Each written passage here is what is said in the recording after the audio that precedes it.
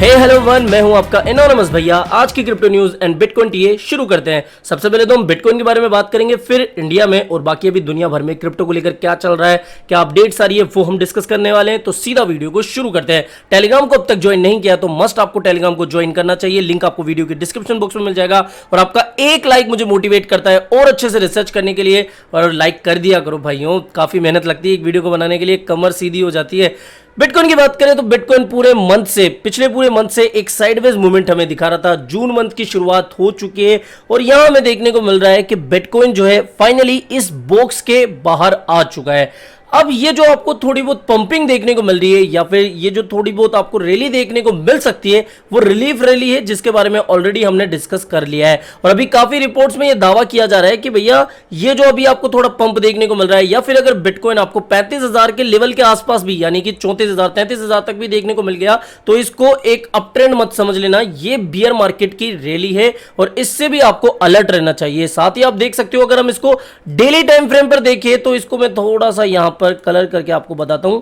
पहला तो यहां पर आप देख सकते हो ये ट्रेंड लाइन, साथ ही अगर यहां पर मैं एक और ट्रेंड लाइन प्लॉट करूं तो यहां पर हम देख सकते हैं कि बिटकॉइन डेली टाइम फ्रेम पर एक फॉलिंग वेज का क्रिएशन कर रहा है, यानी कि एक फॉलिंग वेज हमें बनता हुआ दिख रहा है। तो यहां पर हम देख सकते हैं कि पहली बात तो 50 EMA भी बैठा हुआ है लगभग 34,000 के पास। साथ ही ये जो अपर ट्रेंड लाइन है ये भी इसको रेजिस्टेंस देगा, तो यहां से इसके वापस से नीचे जाने के थोड़े चांसेस बनेंगे। तो यहां पर ध्यान रखने वाली बात यह है कि अगर बिटकॉइन 33,000 के लेवल को ब्रेकआउट कर देती है तब तो हम थोड़ा वापस से ऊपर जाने के बाद साइडवेज मूवमेंट कर सकते हैं, वरना वापस से हमें बिटकॉइन लगभग 27-28,000 के लेवल तक देखने को मिल सकता है। यहां तक कि जितनी प्रेडिक्शन अभी बड़े एनालिस्टों के द्वारा, बड़े प्लेयर्स के द्वारा दी जा रही है कि भैया बिटकॉइन जो है 25,000 या फिर 20,000 से लेकर 24,000 के जोन में देखने को मिल सकता है। मेरी प्रेडिक्शन मैंने आपको बताई थी कि भैया बिटकॉइन लगभग 24 से लेकर 22,000 के जोन तक आ सकता है। काफी एक्सचेंजों पे इसने लगभग 24,000 का लेवल टच करा था, तो यहां तो हम पहुंच चुके हैं। अब देखते हैं कि अगेन क्या हम इस जोन के आसपास पहुंचते हैं या नहीं, वो एक देखने वाली बात होगी। इसके अलावा सेंटीमेंट की बात करें तो भैया सेंटीमेंट तो पिछले 1.5 महीनों से ही खराब है। लगभग कभी एक्सट्रीम फियर तो कभी फियर का माहौल हमें देखने को मिल रहा है। ना तो अभी माहौल न्यूट्रल है, ना ही हम की तरफ मूव कर रहे हैं। तो यहां पर यह चीज हमें यह दिखा रही है कि भैया लोग अभी भी डरे हुए हैं, और आप में से शायद मैक्सिमम लोग भी यही सोच रहे होंगे कि यहां से बिटकॉइन के और डंप करने के चांसेस होंगे।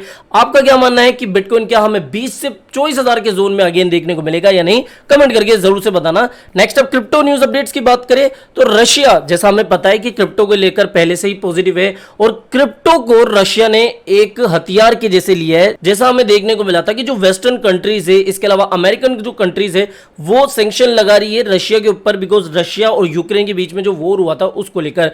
तो यहां पर एक अपडेट निकल के आ रही है कि Russia central bank says it's open to using cryptocurrency for international payment as way to counter western sanction। यानी कि रशिया जो है, रशिया की जो सेंट्रल बैंक है, वो क्रिप्टो करेंसी को इंटरनेशनल पेमेंट में इस्तेमाल करने की इजाजत दे रही है वेस्टर्न सैंक्शन से बचने के लिए। तो कहीं ना कहीं ये ओवरऑल क्रिप्टो कम्युनिटी के लिए पॉजिटिव बात है कि रशिया जो है कोई छोटा मोटा देश नहीं है, वो क्रिप्टो करेंसी को यूज करने के लिए इजाजत दे रहा है, या फिर इंटरनेशनल पेमेंट में अब आप क्रिप्टो का यूज कर सकते हो।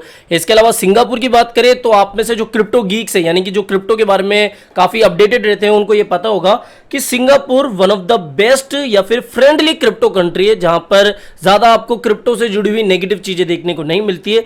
तो अभी जो सिंगापुर से जुड़ी हुई अपडेट आई है वो ये है कि Singapore look deeper into DeFi launch crypto initiative, यानी कि जो सिंगापुर है वो डीफाई सेक्टर के अंदर अभी फोकस कर रहा है, और साथ ही क्रिप्टो इनिशिएटिव्स हमें देखने को मिल सकते हैं। Singapore to strengthen its crypto present, तो सिंगापुर पहले से ही क्रिप्टो के लिए पॉजिटिव है, और यहां पर हमें यह भी देखने को मिल रहा है कि ये अब डीफाई सेक्टर के ऊपर ज्यादा फोकस कर रही है।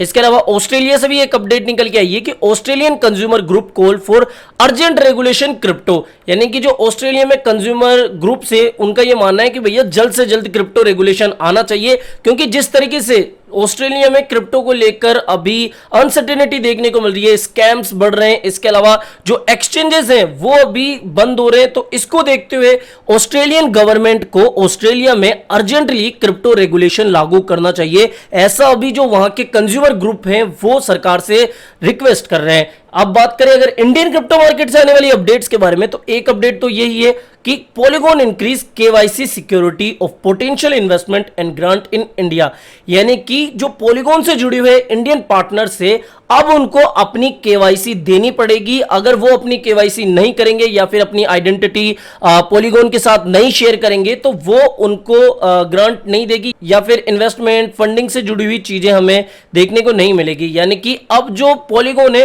वो केवाईसी के ऊपर फोकस कर रहा है। और अभी आपको पता ही है कि क्रिप्टो को लेकर इंडिया में कैसा माहौल चल रहा है, केवाईसी वगैरह कंपलसरी कर दी गई है और सरकार जो है किसी भी तरीके से मनी लॉन्ड्रिंग या फिर हवाला जैसी चीजों को क्रिप्टो के जरिए पनपना नहीं देना चाहती है। तो इस तरीके से ये एक अपडेट है कि पॉलीगॉन जो है अभी केवाईसी के ऊपर फोकस कर रहा है। इनके जितने भी पार्टनर्स वगैरह होंगे जो इंडिया से जुड़े हुए होंगे उनको अब अपनी केवाईसी करानी होगी या फिर उनको अपनी इंफॉर्मेशन देनी होगी, तभी जो पॉलीगॉन है वो फंडिंग इन्वेस्टमेंट या फिर कोई फाइनेंशियल सपोर्ट उनको देगा।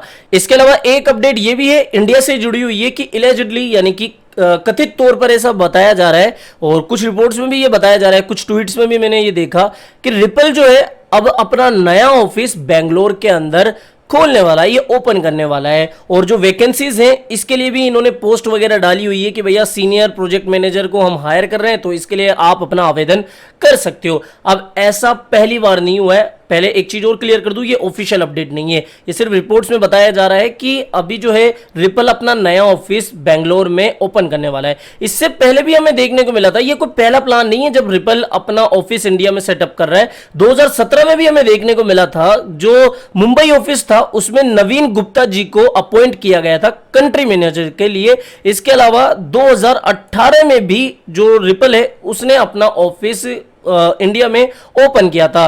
तो मे भी हो सकता है कि ये अपडेट एक सही अपडेट हो और रिपल जो है अपना नया ऑफिस बेंगलोर में ओपन कर रहा है। अब इससे हमें जो समझ में आ रहा है, जो सीधा सा मतलब है कि जितने भी अभी क्रिप्टो की बड़ी कंपनियां हैं उनको इंडिया में अभी भी पोटेंशियल दिख रहा है। हम तो बात कर रहे हैं कि भैया इंडिया में क्रिप्टो की ग्रोथ काफी धीमी होगी या फिर जिस तरीके से सरकार क्रिप्टो को लेकर टफ रेगुलेशन वगैरह ला सकती है या फिर अभी जो टैक्सेशन हमें देखने को मिल रही है, इससे जो बड़ी कंपनियां हैं जो क्रिप्टो से जुड़ी हुई बड़ी जायंट्स कंपनियां हैं वो इंडिया में एंटर नहीं होगी। लेकिन हमें पता है कि इंडिया कोई छोटा मोटा देश नहीं है, दुनिया की सेकंड सबसे बड़ी पॉपुलेशन है हम, और अगर हम कंज्यूमर या फिर कस्टमर के लिहाज से देखें तो इंडिया एक काफी बड़ा मार्केट है और जितनी भी बड़ी कंपनियां हैं वो इंडिया को छोड़ना नहीं चाहती है। तो इसलिए जो रिपल जैसी कंपनियां हैं वो इंडिया में अपना ऑफिस सेटअप करने वाली है।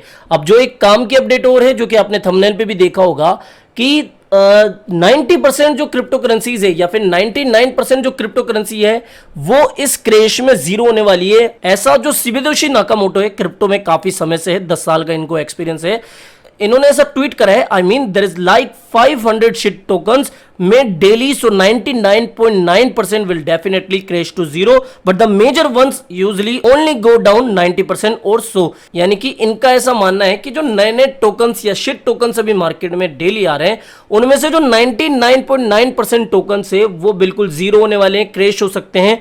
और मेजरली 3 ही हमें क्रिप्टो करेंसीज मार्केट में देखने को मिलेगी, जो कि आप में से शायद कुछ लोगों को पता ही है कि जैसे बिटकॉइन, इथेरियम, और मे भी रिपोर्ट्स में बताया जा रहा है, यहां पर आप देख सकते हो कि मे भी डोज कॉइन इसमें से एक एग्जांपल हो सकता है। अब यहां पर काफी लोग बोल रहे होंगे कि भैया डोज तो कहां से कहां आ गया, और ये बोल रहे हैं कि भैया डोज भी इन 3 क्रिप्टो करेंसीज में से एक हो सकता है, बिकॉज आज से नहीं है। और डोज कॉइन ने पास्ट में लगभग 2-3 बियर मार्केट देखे हुए हैं, 2013 से ये मार्केट में, ओके। तो 2013 का मार्केट, इसके अलावा 17-18 और जो भी चल रहा है वो, तो डोज की प्राइस क्रैश हो सकती है, लेकिन जीरो के आसपास कहना ये थोड़ा अभी सही नहीं होगा।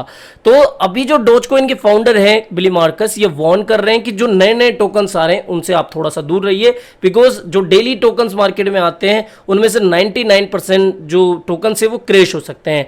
तो यहां पर इन्होंने एक अलर्ट दिया है। तो आई होप दोस्तों ये सारी news updates and bitcoin analysis आपको पसंद आया होगा। तो वीडियो पसंद आता है तो डेफिनेटली वीडियो को लाइक करा करो, चैनल आप ही के काम का तो चैनल को भी सब्सक्राइब करके रख लेना। मिलते हैं जल्दी नई अपडेट के साथ, टिल देन जय हिंद, जय भारत।